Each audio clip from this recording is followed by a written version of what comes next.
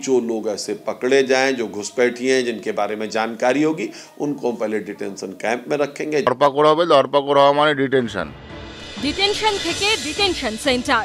SIR আবহে এই শব্দগুলো এখন চারদিকে ভেসে বেড়াচ্ছে, যা ঘিরে এখন জোর জল্পনা, গুঞ্জন, ধোঁয়াশা, প্রশ্ন।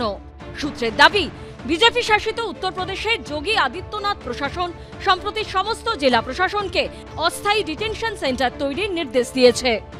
যোগী আদিত্যনাথ ইতিমধ্যেই প্রতিটি জেলা শাসকের কাছে নির্দেশ পাঠিয়েছেন যে প্রত্যেকটা জেলায় ডিটেনশন ক্যাম্প তৈরি করতে হবে এবং যারা অনুপ্রবেশকারী তাদেরকে প্রাথমিকভাবে সেখানেই রাখা হবে, তারপরে তাদেরকে তাদের নিজের দেশে ফেরত পাঠানো হবে।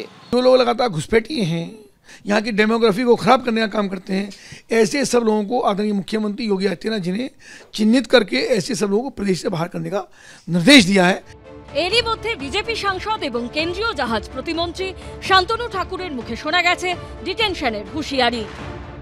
বাংলাদেশি মুসলমান রোহিঙ্গারা তো ফিরে যেতেই হবে। ধরপাকড় হওয়া মানে ডিটেনশন, একদম সোজা। মুখ্যমন্ত্রী বাঁচাতে পারবে?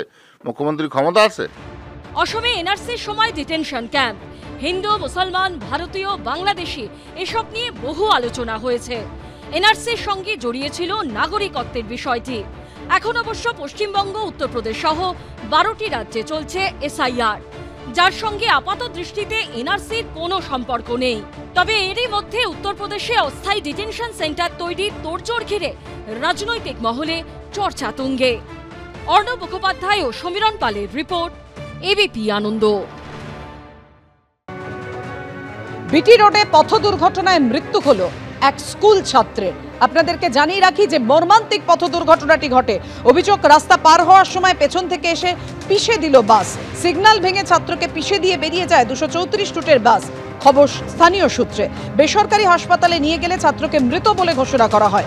ঘটনার প্রতিবাদে রাস্তা অবরোধ করে বিক্ষোভ দেখায় স্থানীয়রা।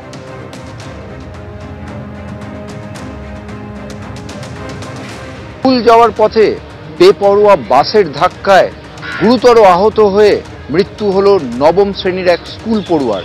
আজকে বিটি রোডের ধারে এক স্কুলে যাচ্ছিল নবম শ্রেণীর এই পড়ুয়া।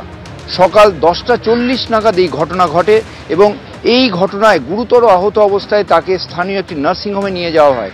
পরিবার সূত্রে জানা যাচ্ছে নার্সিংহোমেই তাকে দেখা যায় যে অত্যন্ত সংকটজনক এবং সেখান থেকে তাকে আরজিকর মেডিকেল কলেজ হাসপাতালে রেফার করা হয়। আরজিকর মেডিকেল কলেজ হাসপাতালের ট্রমা কেয়ারে তাকে ব্রড ডেড ঘোষণা করা হয়। এখানে যারা রয়েছেন আরজিকর মেডিকেল কলেজ হাসপাতালের মর্গের সামনে, এই যে মৃত পড়ুয়া তার বাবার যারা সহকর্মী তারা রয়েছেন, তাদের বক্তব্য যে ওই এলাকায় বেপরোয়া বাসের ধাক্কায় এর আগেও দুর্ঘটনা ঘটেছে, একাধিকবার পুলিশকে বলা হয়েছে, তবে তারপরেও সেই রকম ঘটনা সুরাহা কোনো হয়নি। প্রত্যেকে মর্মাহত এবং তাদের একটাই আবেদন যে এরকমভাবে বেপরোয়া বাসের দুর্ঘটনায় কতজনের প্রাণ গেলে টনক নড়বে কর্তৃপক্ষের। ক্যামেরায় প্রীতম চক্রবর্তীর সঙ্গে ঝিলম করঞ্জাই, এবিপি আনন্দ, কলকাতা। এবিপি আনন্দ, এগিয়ে থাকে, এগিয়ে রাখে।